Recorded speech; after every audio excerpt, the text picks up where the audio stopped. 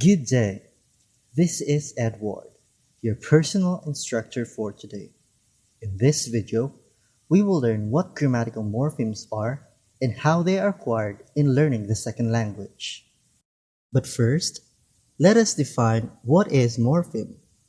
Morphemes are the smallest meaning unit of a word.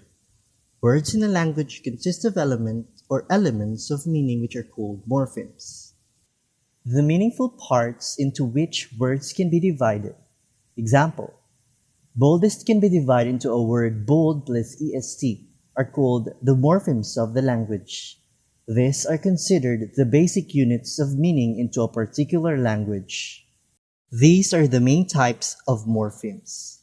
First, the free morphemes. Morphemes that have a meaning of their own and can stand alone to function as words. Example, is and its function is to be, and it can be used as a verb in a sentence. Second is the bound morphemes.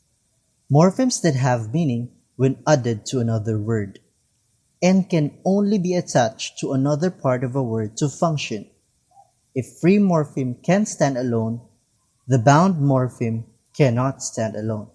Example, S. She thinks that this subject is amazing. By using the morpheme S by itself, it doesn't have a meaning. Now, let us define grammatical morphemes. Grammatical morphemes express some sort of relationship between lexical morphemes, prepositions, determiners, conjunctions, and etc. Words that have meaning by themselves are called lexical morphemes.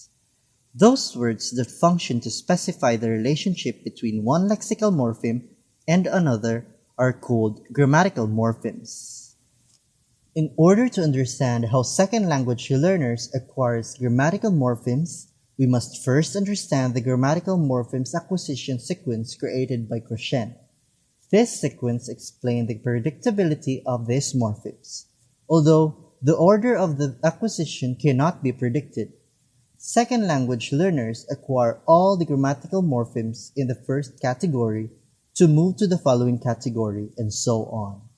This process is dynamic, so the learner will never stop learning the morpheme from previous categories. Thus, the student will be able to go through all these categories until they can use all the morphemes. We have to take into account that individuals' first language does have an influence in the acquisition of morphemes. Different people with different first language backgrounds will acquire these morphemes in the same orders. However, some of them will struggle to acquire it more than others. Their struggle will depend on the similarities or differences between the first and second language they are learning.